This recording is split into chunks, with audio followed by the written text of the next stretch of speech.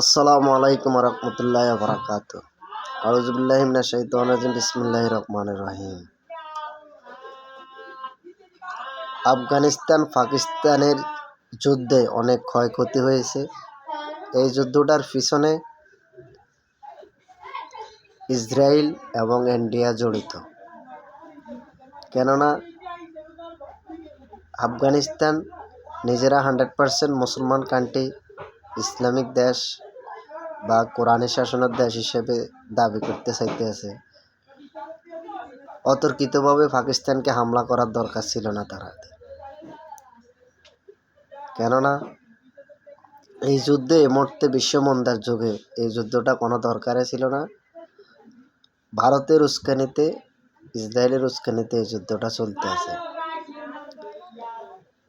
আশা করি আমরা যারা আশেপাশে দেশগুলো আছে আমাদের এই ধরনের প্রক্সি যুদ্ধ বা সরাসরি যুদ্ধ থেকে এড়িয়ে চলুন। কেননা পাকিস্তানে 270-এর উপরে সৈন্য এবং 5টা চৌকি তছনছ করে দিয়েছে, সৈন্য নিহত হয়েছে এবং অসংখ্য জনগণ ক্ষয়ক্ষতি হয়েছে এবং হতাহত হয়েছে। এগুলো আসলে এই যুগে কাম্য না। কেননা এই রমজান মাসে এই ধরনের খুন খারাপিতে যারা জড়িত হয়েছে তাদের কাছে আসলে তারা যদি প্রকৃত মুসলমান হয়, আমার মনে হয় না এই ধরনের যুদ্ধ এই রমজান মাসে জড়ানোর কথা। যদি এখানে ইসরায়েল লবিং কাজ না করতো, ইসরায়েলি যুদ্ধ লবিং ইন্ডিয়াতে কাজ করছে, ইন্ডিয়া আফগানিস্তানে করছে। আফগানিস্তানের মাথা গরম, পাকিস্তানেরও মাথা গরম, দুই গরমে একসাথে এই যুদ্ধ জড়াই গেছে। এখানে দেখা গেছে এই যুদ্ধ জিরো, কার্গো জয় পরাজয় হবে না, পরাজয় হবে জয় হবে না। কেননা সাধারণ বিষয় নিয়ে তারা যে যুদ্ধটাতে লিপ্ত হয়েছে এটা কিনা তাদের জন্য বা এশিয়ায়, আমাদের দক্ষিণ এশিয়ার জন্য এটা ভালো না।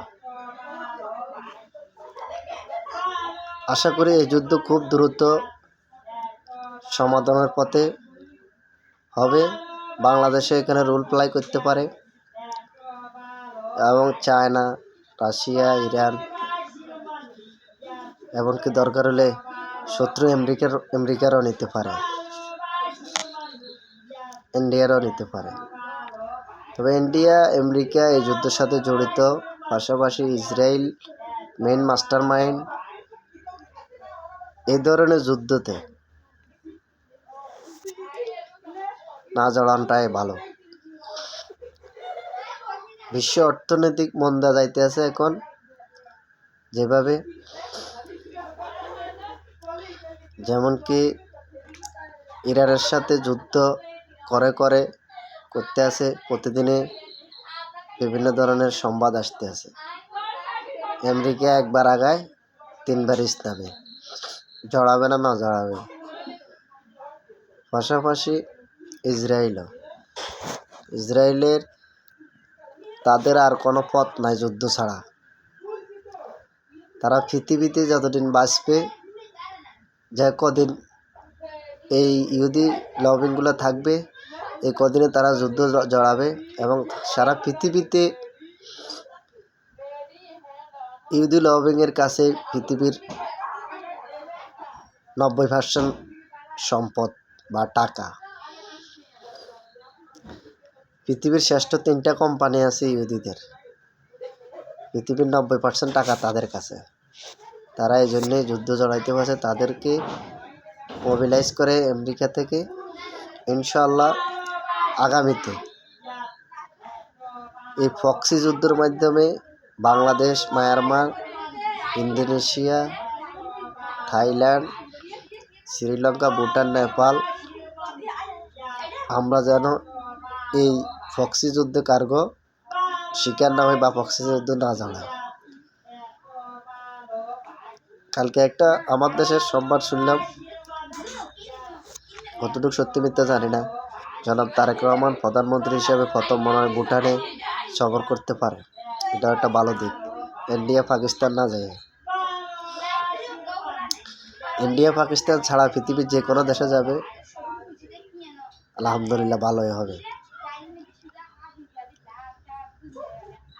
আশা করি আমাদের সরকার এদিক দিকে খেয়াল রাখবে। আমাদের আর্মি, বিডিআর, নৌবাহিনী, বিমান বাহিনী এই ফৌজগুলারে শক্তিশালী করতে হবে, আরও মডার্ন করতে হবে। পাশাপাশি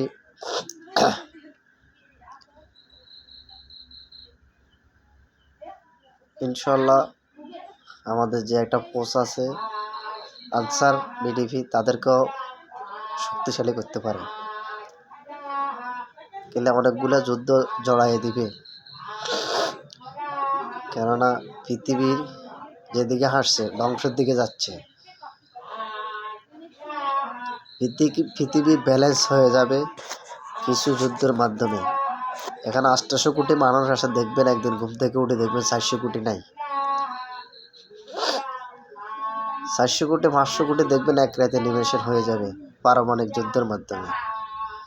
আর আমরা পারমাণবিক যুদ্ধ করার দরকার নাই তো। পারমাণবিক যুদ্ধ যে সরঞ্জামগুলো তৈরি করছে সারা পৃথিবীতে যুদ্ধ করার জন্য অ্যাটমিক বোমাগুলো তৈরি করছেন, এই তৈরি করার কারণে যদি কোনো কারণে ওইসব এলাকায় আল্লাহর তরফ থেকে ভূমিকম্প হয়, এই ভূমিকম্পের মাধ্যমে যদি আপনার পারমাণবিক বোমাগুলো ধ্বংস করে, আল্লাহ যদি এগুলো ধ্বংস করে দেয়, তখন বুঝবো বছরে কদিন আছে।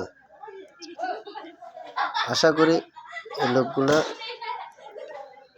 বুঝবে, যারা এই ধরনের অস্ত্র তৈরি করছেন মানুষ মারার জন্য। আপনারাও এভাবে মরতে হবে সবাই, যে দেশে এটার সাথে জড়িত। হাফেজ।